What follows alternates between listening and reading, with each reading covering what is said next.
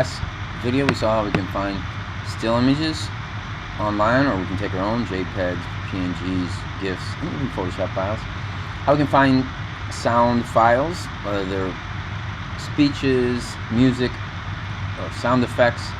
We're looking for MP3s primarily. Also, we saw how we can find our own movies, whether .mov, MP4s you can download through YouTube, Vimeo, screen capture, or record your own. That'd be great to record your own source material. Now, when we start to work in Premiere Pro, we can do that in a second, but I know that the first thing I drag into that project, the first video or still image I drag into that project, will determine the size of that screen. And we're looking for 1920 by 1080p screen size. This would be a great high definition screen size for this project. So what I'm going to do is take one of my images one of my large images I downloaded from the internet, this eagle, and I opened it in Photoshop, so I can double check the size and do any other editing in Photoshop. You can definitely edit these images ahead of time.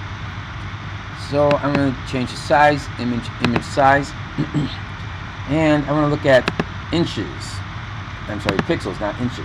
So I'm switch that to pixels. This is locked. All right, these two sizes ratios are locked.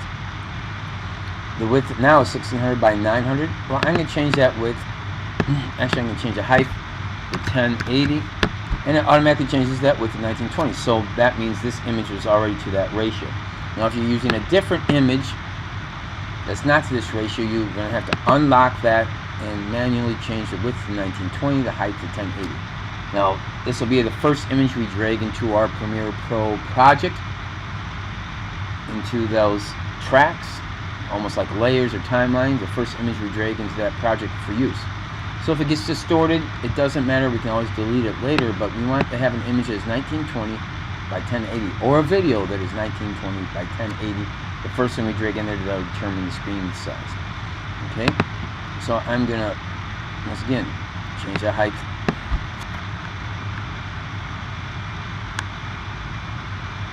1080 at 72, and okay. And save. I made the changes to that image, and I'm saving it. And okay. I'm going to click Photoshop, and now I'm ready. There's my Freedom folder with all my stuff. Now I have Premiere Pro open. Now this is the older interface. There may be a newer interface coming up, and I'm going to say a new project. At this point, I can title my project. I'm going to call this Freedom. All these other preset things should be fine. Now it's going to ask me, where do I want to save this file? What location? Well, I'm going to browse for where I want to save it, and once again, I want to save it in that Freedom folder. Mine's on my desktop. Could be on a flash drive. Could be on the documents. Could be anywhere you want to save it. Mine's on the desktop. And there's my Freedom folder. Once again, I have all my resources, all my source files in one folder. You could organize them however you want, but you have to keep them in the same place. Once you get them in there, start using Premiere Pro, you got to keep them in the same place, so Premiere Pro can link to those files. Now, Premiere Pro does not embed these files, it links to them and uses them. When you export everything and render it and export it to a finished movie, then that's when it is embedded. That becomes a completely separate file. But while you're working, you got to keep everything in this one big folder in the same place. You can make other subfolders within that main folder, but everything should be there. For this project, I'm keeping everything in one place, and that's where I'm going to save my Premiere Pro project also. And okay. Now Premiere Pro is going to open. It's going to take a second. We have a couple different panels. We have our main timeline or track panel. We have our main program panel. That's where our finished video, or the video we're working on, the main project will be showing. We have our source panel here. If I click on separate files, double click on separate files down here, those files will show up here in the source panel so I can do some pre-editing before I drag them to my main timeline with my tracks. Alright, here's my project panel. This is a quick way to import files or link to files that I'm going to use for my project. Also, every once in a while I'm working, I should go to File, Save. So I'm going to save this project. Here we go. Import media. I can double click here in this project panel and it should automatically link to that folder where we directed it to save stuff at the beginning. I could drag in everything I want right now, everything I need, or I could just take several different things at a time. I'm just going to do this a couple times so you can get used to seeing it, but I could highlight everything and import everything at once. I want my still image, I want this American flag image, this nuclear bomb video, this soldier, this movie of this flapping American flag, and there's a World War II video. I think that's enough to start with, and I'm going to import it. And I can also see where my Premiere Pro project is actually saved. Alright, I'm going to import those. Just take a second.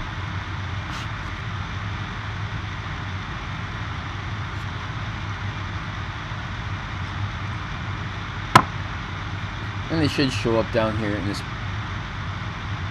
project panel. Now whenever I want to bring in some more files, I can double click right here, double click down here in this gray area. Okay, now let's see, I want to start with my American Eagle still image. So if I double click on that, it's going to show up here in my source panel. Anything I double click on here will show up in the source panel, whether it's a video or a still or a sound file. Now this is not on my actual project yet, this is not in my actual movie yet.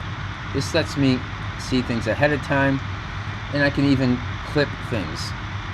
So right now by default this image is up for 5 seconds. I can go to my first second, put a mark in, and go to my 4th second and a mark out by hitting this button, and that automatically shortens that to 3 seconds. Okay? Then if I'm ready for this in my main panel, I can click that guy and drag him right down here to my timeline. Now that puts that image in there for 3 seconds, or 5 seconds if I didn't shorten it. Now here's my actual movie up there. This is my actual project movie. So there's my image, and if I hit play or the space bar, the playhead will go through for that 3 seconds. Obviously it's a still image, so nothing's happening. Once again, that is the image I resized to the correct parameters, so that determines the size of my movie. If I zoom out a little, that determines the size of my movie screen. Okay, I'm going to undo that just so I can show you something else. Once again, if I double click here, it shows my source panel. I don't have to crop it ahead of time. That's just one option. I can do some slight edits ahead of time.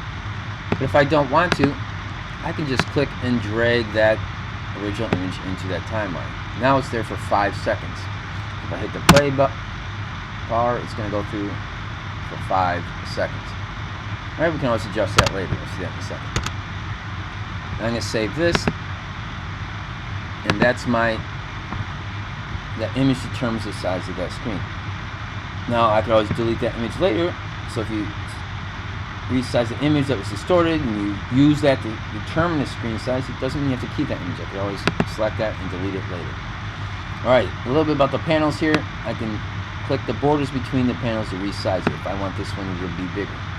If I want to see more of my project panel down here and insert more files, I can drag that up, make that bigger. I can see more of my timeline. If I want to see more of my program panel, I can resize that.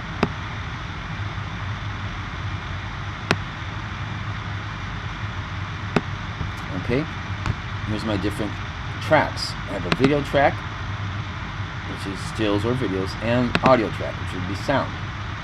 Now I have this movie with a bomb. If I drag that in here and drop it on that video panel track, I can put it on that track or a new track above there. Track 2. I can put on this track, same track, And now there's that eagle, and then the bomb video. Eagle, and there's a little bit of a lag there. Sometimes there's a lag bringing these things in with their large files. Okay. Now, if that video had a soundtrack, which that one doesn't, the soundtrack would show down here in Audio 1. Okay. So a couple ways to drag things in there. Click and drag them, double click and adjust them a little bit in the source monitor first and drag those in here. Okay, now here's my video up here, my actual screen size. Right now it's at 25%. I can zoom in to 100%. I can zoom out to 10%. And I can say fit to that panel size. Let me zoom out a little bit. What I can also do up here in my program, this is the actual video, if I have my eagle selected down here, I can double click them up here, and I could actually resize this. Like in Photoshop or something, I can resize that image, make it smaller, and you can see there's a black background. If there's no image or video, there's a black background in Premiere Pro. Zoom in if I want, and I can even move things around. So I can adjust some things there. I can also, if I go to my video now, if I double click that video, double click out here, I can see it's a little bit bigger than my screen, and I can shrink it down to some black letterbox, or I could zoom in if I want. So that's the cool thing about Premiere Pro. I can change the size out here just like in Photoshop. Okay, now when I change this here, this is just the view. This is not the actual size of my screen, that's just the size of how close I'm viewing it, 75% fit to screen. Alright, when we come back, we'll do some more editing. We'll see how we can add sound files and do some editing to our stills and our videos.